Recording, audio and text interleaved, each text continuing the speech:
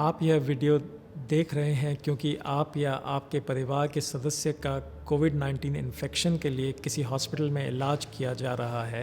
जैसा कि आप जानते हैं कि कोविड एक नई बीमारी है और इसे ख़त्म कर देने के लिए अब तक कोई ट्रीटमेंट या उपचार नहीं है। हमें अनुसंधान अथवा रिसर्च और क्लिनिकल ट्रायल्स के माध्यम से अधिक विश्वसनीय साक्ष्य या एविडेंस जुटाने की आवश्यकता है। कोविड को ख़त्म करने के लिए सरकार की पॉलिसी भी रिसर्च पर ही आधारित है। हम आपको या आपके परिवार के सदस्य को कोविड के खिलाफ इस लड़ाई में शामिल होने के लिए आमंत्रित करते हैं। यह वीडियो आपको हमारे कुछ रिसर्च प्रोग्राम्स और क्लिनिकल ट्रायल्स के बारे में जानकारी देगा। इस समय कोविड के लिए कोई ट्रीटमेंट नहीं है, लेकिन कुछ दवाइयाँ या ट्रीटमेंट जो अन्य बीमारियों के लिए लाइसेंस्ड हैं, वो कोविड पेशेंट्स को बेहतर बनाने में मदद कर सकते हैं। इसलिए अब इन दवाइयों का परीक्षण कोविड पेशेंट्स में किया जा रहा है। ये दवाई इन पेशेंट्स को स्टैंडर्ड सपोर्टिव ट्रीटमेंट के साथ इन क्लिनिकल ट्रायल्स के माध्यम से दी जाएंगी। ये पेशेंट्स का खुद का निर्णय है और वो खुद चुन सकते हैं क्या वे इन स्टडीज़ में का हिस्सा बनना चाहते हैं या नहीं, ताकि इन दवाइयों को उनको दिया जा सके जो कोविड से उबारने में मदद कर सकते हैं।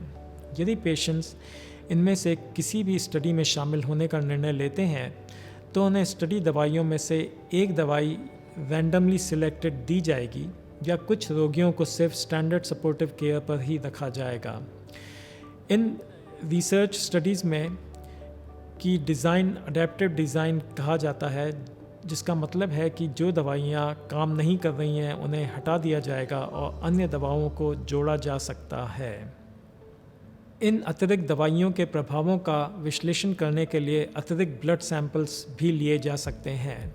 इन स्टडीज़ में भाग लेने वाले पेशेंट्स के हेल्थ रिकॉर्ड्स को एकत्र एवं ट्रांसफ़र करने के लिए आपकी अनुमति ली जाएगी, लेकिन हर स्टडी में व्यक्तिगत जानकारी को हटा दिया जाता है।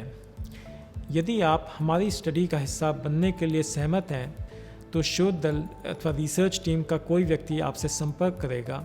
यदि रोगी स्वयं के लिए निर्णय लेने के लिए बहुत बीमार हैं तो एक नामांकित पेशेवर सलाहकार, जिसको कि नॉमिनेटेड प्रोफेशनल कंसल्टी कहा जाता है, जो कि इन रिसर्च से संबंधित नहीं है, वो पेशेंट्स की ओर से निर्णय ले सकता है। इन परिस्थितियों में हम सहमति अथवा कंसेंट प्राप्त करने के लिए आपके परिजनों से संपर्क करने का प्रयास करेंगे। यह भी संभव है कि आपको यह वीडियो इसलिए दिखाया जा रहा है क्योंकि आपने पहले से ही हमारे शोध कार्य या रिसर्च स्टडी में दाखिल हो चुके हैं।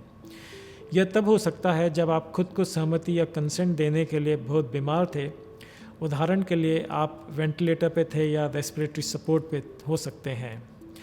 हम अब आपसे संपर्क कर रहे हैं यह समझाने के लिए कि ऐसा हमने क्यों किया और हमारे निरंतर सहमति और कंसेंट के लिए आपसे पूछ रहे हैं।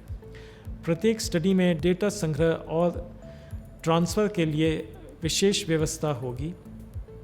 कृपया प्रत्येक रिसर्च स्टडी के इन्फॉर्मेशन शीट को ज़्यादा जानकारी के लिए ध्यान से पढ़ें।